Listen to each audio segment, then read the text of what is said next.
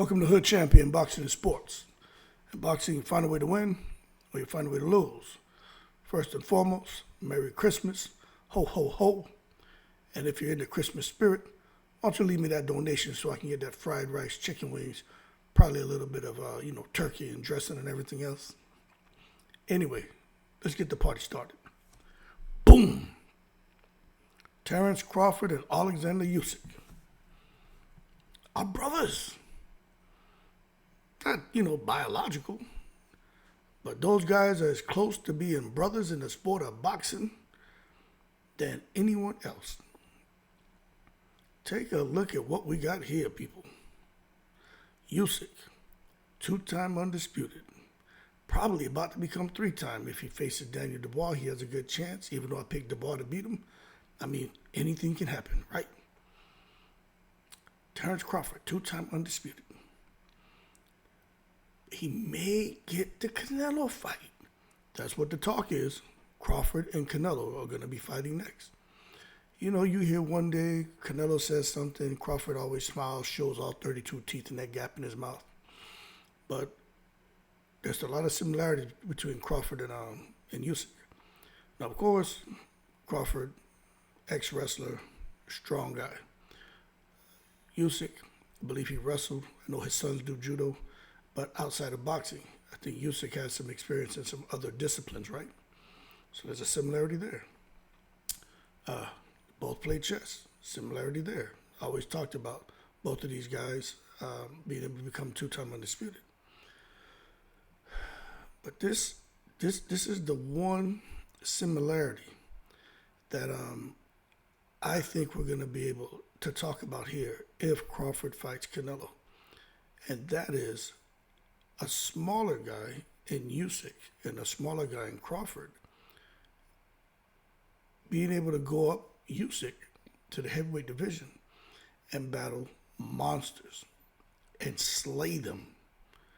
And with Crawford, if he gets the Canelo fight, he already bubbled up to 154, slay the monster. Now, for those of you who are saying, Madrimov was no monster hood champion. How dare you? You bah humbug, you Ebenezer Scrooge. How dare you? You don't know shit about boxing, Ebenezer. Hey, Grinch, hold your horses. Let's not take it to the stupid. Let me tell you something. Y'all don't think Madrimov was a monster? Okay. Well, Madrimov was sparring with Bivol to get Bivol ready for Canelo, okay? So put some things in perspective real quick when it comes to Madrimov and who he is and the type of work he puts in with guys much bigger than him and the respect he gets in those sparring sessions, all right? So for those of you out here who still ain't figured it out yet, Madrimov was a beast and Crawford was able to go out there and slay him. It wasn't an easy fight for Crawford. But what Crawford showed against Madrimov is exactly what Usyk has shown against those monsters in the heavyweight division. Skills, patience, IQ, ability to control distance, showed power, and he showed the ability to up it. Now, everyone who's been following the channel knows, especially lately, I've been talking a lot about it's one thing to make adjustments, to change gears in a fight. Another thing as the fight progresses to show the different levels that you possess and the skills. Then it comes a point in the fight where you're fighting someone who may be able to change gears, make adjustments, show the levels and skills, but someone's going to be able to up it. The individual who's able to up it is the individual who normally goes on to win the fight, unless they just get careless and get clipped. And Usyk has been able to up it in every fight as a heavyweight. The one fight where Usyk would have definitely lost if he wasn't able to up it was against Chisora. Of course, AJ Fury in the other fights, but that Chisora fight was a close fight. But Usyk was able to up it. And he showed that he was able to up it against AJ and recently here against Fury in both fights. Crawford has shown the same thing in every one of his fights. The ability to up it when he has to. And once he goes in there and he starts taking off, there's no one who can, his opponents can't do shit. Nothing. I'll give you a good example where I was like, man, Crawford looks in bad shape. I remember when he fought Jose Benavidez Jr. Jose Benavidez Jr. was touching him up. But then Crawford decided to up it. Didn't go so well for him. When he was fighting Hank Lunley, first couple rounds, Hank Lunley was doing all right. Then Crawford decided to up it. Shit didn't go very well for him. Okay? Crawford fighting Sean Porter. He decided to up it. Shit didn't go well for Sean Porter. You saw when he fought Earl Spence, he first round, feel-out round, then he decided to up it on Earl Spence. All downhill for Earl Spence. And against Majumov, he had to up it from the first second of the first round to the last second of that fight because Majumov was on his ass. So when you look at Usyk and Crawford, I think the smaller guy in Crawford, just like Usyk, will bubble up to fight Canelo. And I'm going to tell you, before I was like, I could see Crawford winning. But Canelo he's just like a different type of animal, right? But after watching Usyk, okay, and seeing how he was able to get up there and domesticate those savages in the heavyweight division, a smaller guy doing it. And I said, damn, how was he able to do that? And he was able to do it because of what I just said, having the ability to up it. And the only fighters who can up it are those that have the IQ, those that have the skill, those that have the stamina, those that have punching power, those that have some speed, those that have everything that we talk about, changing gears and making adjustments, showing that they have levels. And that stamina is important. And plus, Usyk even came out, they asked him. Now, people who are going to sit here and say, "Good champion, you're biased to Terence Crawford. That's why you want him to beat Canelo. You don't like the Mexicans." Yo, my man, my great-great-grandfather come from Guadalajara, Jalisco, Mexico. So what are you talking about? Anyway, I don't get caught up into that bullshit. I just think if a guy like Usyk comes out and Usyk says who he think would win if Crawford fought Canelo, and I quote, Usyk said, "I say Terence wins. Terence is a different man. Terence works in two sides on the right and left. He feels the distance. Terence can box like a big guy." Now, Usyk is picking Crawford to beat Canelo.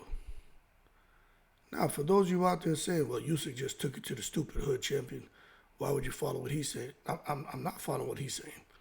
I've been saying the same thing. Like, I could see Crawford winning, but I just think Canelo's a different type of animal. But after watching Canelo against Munguia and against Berlanga, I said, man, if Canelo can get to Crawford and Crawford can't hurt him, Crawford's gonna turn to Jermell Charlo. But sitting back watching what Usyk was able to do to the big old Tyson Fury, I'm just talking about size. I ain't worried about I'm talking about who has more skill. I'm just talking about the size differential and the ability to outspeed him, to use his footwork, to use angles, and to just up it on him. I think Terence Crawford has the same type of intangibles that Usyk has, that if he and Canelo mix it up, especially after sitting back and really trying to make sense of what I'm seeing, I think Crawford may be able to get him. Now, if you guys are going to sit here and say, yeah, Fury never had a chance against Usyk, okay? If you're going to say that, then how can you sit here and say that Canelo is going to destroy Crawford? I can understand if you pick Canelo, right? But how can you sit here and just not give Crawford a chance?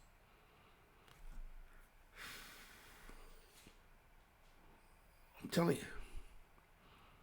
You don't want to listen to me? Well, shit, listen to Usyk. Because I would think Usyk's boxing brain is much better than mine. I would think his ability to analyze fighters does it much better than me and majority of you. And I would think that, although he and Crawford are friends, I would think that he sees something that he, as a boxer with an extremely high IQ, feels that, you know what Canelo brings to the table is a problem for almost 99% of fighters. But there's that 1%, and there's only one individual who falls in that 1%. And although he's a smaller guy like I was, before I bubbled up to heavyweight, I think Crawford can bubble up to probably, if the fight would be contracted for 168, but Crawford probably coming about 160 or 162. And Crawford will put the bing bings on. Longer arms. We talked about the speed, footwork angles, and Crawford's got some power. And the other thing, right? When you look at Usyk, it's still, like, even for me, I had to realize, like, how is Usyk able to stand up to these big boys, man, and getting hit the way he's getting hit? He's a cruiserweight. But then I had to tell myself, he's putting more calories in his body. He's getting the proper nourishment. He's not depleting himself. Okay? So he's gassed up. He's full tank of gas. And he is eating. So he has all of the energy that he needs to get in there. And he, at the lighter division, he wasn't as strong because, you know, the weight cut and everything. He doesn't have to do that as a heavyweight. Now, he didn't do like Lawrence Okoli and go out there and start eating goddamn cheeseburgers and shit and swell up like a French bread just because I'm fighting at heavyweight. Nah. Usyk and his team, they did it wisely.